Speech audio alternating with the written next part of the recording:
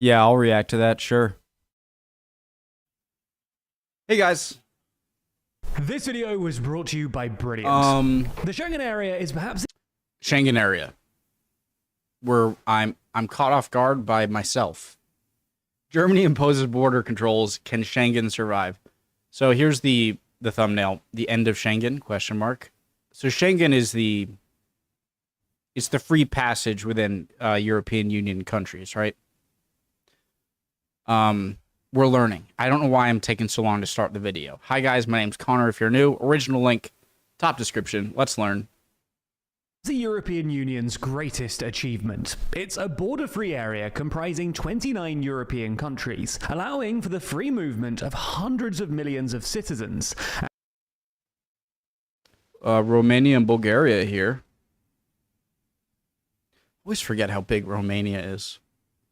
I shouldn't forget by now. I've said that a million times. Air and maritime borders only, I'm assuming, to kind of thwart overland migration from the Middle East. And the effective functioning of a single market. However, this spirit of solidarity has come under threat recently. Member states are currently re-establishing border controls due to anxiety about immigration and security threats, with Germany becoming the latest to do so. And some MEPs are even trying to expel member states with unpalatable migration regimes, especially Hungary. So in this video, we'll explain what's going on with the Schengen area. I don't want to, especially on like news subjects. I love learning about politics, world politics, American politics, European politics, especially lately. And so I try not to form a hardline opinion on any country that is like put down in some video like Hungary. But Hungary, I'm hearing you complained about a lot. So, yeah, okay. Why it doesn't seem to be working anymore, and what might happen next.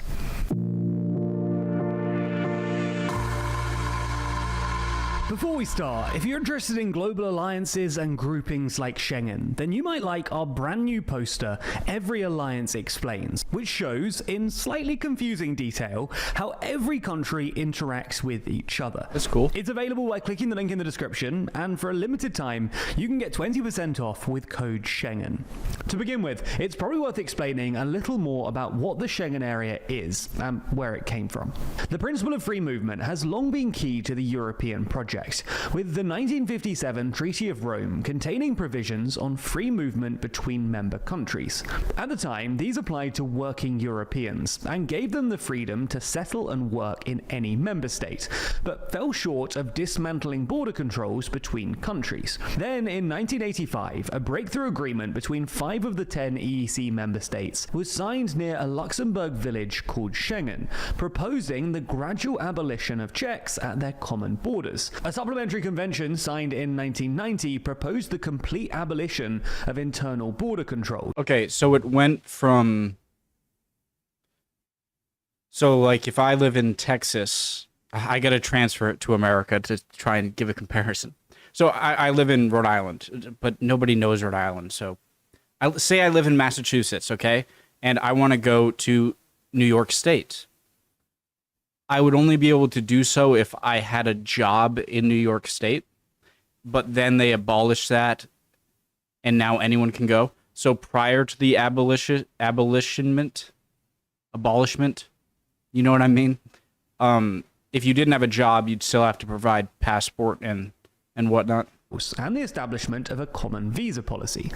This agreement entered into force in 1995 and was incorporated into EU law by the Treaty of Amsterdam in 1999. Nowadays, the Schengen area encompasses the entire EU except for Cyprus and Ireland, which has an opt-out, but it also includes 4 non-EU member states: Iceland, Norway, Switzerland, and Liechtenstein. Plus, there's also Monaco, San Marino, and the Vatican City, microstates that aren't Schengen members, but effectively operate as if they are. Under EU law, Schengen member states are... What does the Vatican economy look like? I guess tourism And I'm sure it's subsidized a lot by Italy. So are allowed to temporarily as if they are. Under EU law, Schengen member states are allowed to temporarily reintroduce border controls in the event of a serious threat to public policy or internal security, provided it is a last resort measure and an exceptional situation.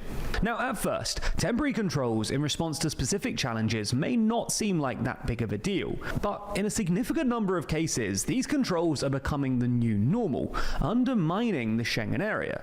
6 countries in particular have been effectively continually extending these temporary measures since around 2015. These temporary restrictions have also become increasingly popular.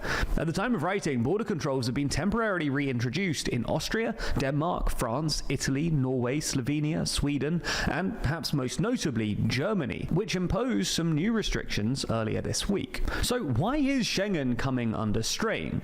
Well, as we see it, I'm assuming it's going to be because the immigration policy as a whole, or in parts of EU members, isn't satisfactory to other EU members, and so they feel like they have to close their borders because they're not doing a good job. So, and this is the thing with Europe, which same thing with the US, but I would even say with a lesser extent than the US.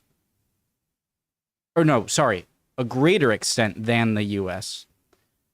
And the USA is, we have 2 oceans on our sides. We have Canada to the north, and we have Mexico and Latin and South America to our south, where we have border problems, right? But it's at least contained to our south, and we have a greater idea than Europe, where you're part of the old world, the mega continent that is Afro-Eurasia. And so the thing is, Europe is that you get so much criticism for trying to look racist. No, how do I say this in a political way? You treat yourselves, and then you let others around the world treat you as if you're the one who has to let immigrants in and migrants in, refugees. And everyone else just, like, they don't get the same attention. And they're like, okay, Europe, you take them. I don't know it's more complicated than, I'm sure it's more complicated than I can think of right now. That doesn't make sense. What I'm trying to say is Europe just seems so afraid to say, like, no, just we're humanitarian, but we're going to allow in who we want in. And I think that's starting to bite you back, that you don't do that. I explained that horribly, but I hope you understand what I mean. You guys are just a bit more under a microscope on immigration. This week. So why is Schengen coming under strain? Well, as we see it, there are at least 3 reasons: migration, crime, and Hungary's new guest worker program for Russians and Belarusians. Let's start with immigration, though. Now, to be clear, we're not saying that high levels of immigration are bad, but it's just a fact that many European governments have reacted to high migration levels by reimposing national borders. The most recent instance of this came earlier this week, when German Chancellor Olaf Scholz made headlines by announcing plans to impose tighter land border controls on the country's borders with Poland, Czechia, Switzerland, and Austria. While this was nominally a response to a terror attack in August claimed by the Islamic State, it's also at least tacitly a reaction to rising migrant skeptic sentiment in Germany. This month, the Alternative for Germany, or AfD party, who are probably the most migrant skeptic party in Germany, having previously advocated for a net zero migration policy and a massive increase in deportations, won elections in the eastern state of Thuringia, and just missed out on victory in Saxony too. The other 2 parties who performed well in those elections, the Sarah Wagenknecht Alliance and the Christian Democrats, are also relatively migrant skeptic. The Christian Democrats leader, for instance, has come out against accepting any more Syrian or Afghan refugees, and suggested that Germany should copy the UK's Rwanda scheme, while Sarah Wagenknecht has emerged. Why does Germany feel I swear, Germany is, I can use Germany as, like, Germany is the prime example of what I'm trying to say about Europe as a whole when it comes to immigration and just the vision that you're afraid to portray to the world. I guess I'll call it the World War II effect, where you were defeated. Obviously what Germany did, Holocaust. And when you were defeated, Japan doesn't suffer from this as much. You could argue that they should suffer from it's complicated enough as it is. I'm not going to talk about Japan. But you guys, I feel like in Germany, act as if you have to prove to the world that you are not Germany of World War II, when you don't have to do that. You are a new generation. No one is accusing you of becoming World War II Germany. And I think that although it might be good intentions, you're just ruining your own situation with kind of fighting ghosts. Every country has horrible things in the past, okay? I guarantee you America has things in the past that are as bad as what Germany has done in the past. But you guys are so afraid to be portrayed as World War II era versions of yourself, you know? That shouldn't be a burden that today's Germans and today's Europeans have to carry. You're not that. And so it shouldn't be as controversial as it is that you can decide who comes in your borders. You don't have to prove to anyone that you're not, some former version of yourself. You know what I'm trying to say? I think I got my as a point vocal across. opponent to Germany's Merkel-era refugee policy, claiming that new arrivals are draining the welfare state because of the role that Germany has historically played in absorbing European... Sorry, I got to go back a few seconds. Should copy the UK's Rwanda scheme, while Sarah Wagenknecht has emerged as a vocal opponent to Germany's Merkel-era refugee policy, claiming that new arrivals are draining the welfare state because of the role that Germany has historically played in absorbing European migrants, and because of its geographic centrality. Scholz's decision will put more strain on Schengen. Austria has already said that it will refuse to take back any migrants refused at the German border, while the Polish Prime Minister called Berlin's decision unacceptable and demanded urgent consultations. A spokesperson for the Czech Ministry of Interior warned that Germany's border control extensions would also have a domino effect on Czechs throughout Schengen, presumably referring to the fact that if Austria refuses to accept refugees turned away at the German border, Germany's other neighbors, including Czechia, Slovakia, Hungary, Slovenia, Switzerland, Croatia, and maybe even France, will probably do the same, paving the way for a total collapse of Schengen. Anyway, the second strain on Schengen is crime. An increasing number of states have already reimposed border restrictions. Well, why don't you, as the European Union, say no more, lower migrant and lower immigration? Why don't you just say that? Or controlled immigration? It seems like the obvious answer to this, which is logical, the domino effect that it would have, is to make it a EU-wide policy so that nobody thinks that they have to do things on their own and have the domino effect, Paving the way for a total collapse of Schengen. Anyway, the second strain on Schengen is crime. An increasing number of states have already reimposed border restrictions over the past few years due to escalating concerns regarding organized cross-border crime, with the most recent tension coming in the Nordic countries. According to the Danish Justice Minister, criminal groups have hired teenagers from Sweden to commit crimes on Danish territory in some 25 occasions in the last 4 months. In response, the Danish government have started talking about closing the Denmark-Sweden border, where the main border crossing is the Øresund Bridge, which has been open since 2001. It's a similar story in Norway too, where the government recently discovered Swedish gangs operating in every region. Shutting the borders wouldn't be entirely unprecedented either. Something similar happened in 2019 when Denmark imposed temporary border controls after 2 Swedish nationals set off a bomb outside the Danish tax agency. Finally, the last strain worth mentioning is Hungary's new national card program, which offers a 2-year residence permit to individuals from specific countries who work in Hungary, and was recently extended to Russians and Belarusians. Unsurprisingly, this hasn't gone down well with the rest of Europe, who argue that it could provide a loophole for Russian spies. On top of this, Hungary signaled last week that it is serious about giving its unwanted immigrants free one-way travel to Brussels, a measure meant to pressure the European Commission into dropping heavy fines imposed on Budapest over its restrictive asylum policies. Because of these recent actions,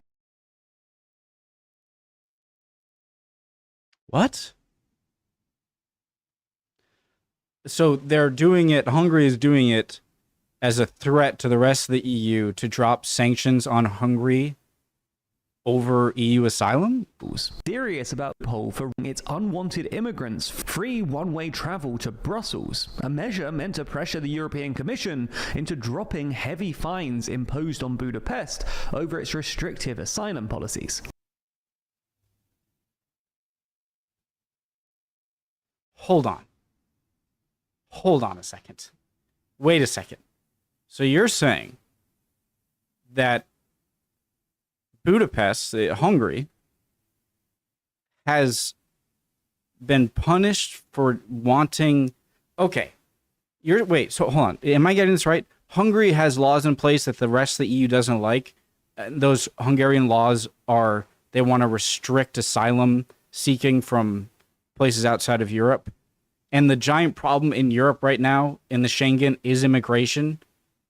And so Hungary is saying, so does Hungary have a point? Wait, hold on. Okay, I'm lost. I'm going to give up here. I'm going to watch the rest of the video, but so Hungary was limiting asylum access to Hungary, and the EU didn't like that, and so imposed some limiting stuff. And now Hungary is like, okay, we'll all just send them to Brussels. This seems like it could all be solved by just restricting asylum claims within the EU as a whole, and you guys just don't want to say that. Am I getting that right? Because of these recent actions, MEPs have urged the European Commission to introduce new border controls at Hungary's borders, or even to expel Hungary from the Schengen zone altogether. Ultimately, these challenges represent a growing sense. Okay, I don't know what's going on now. Zone altogether.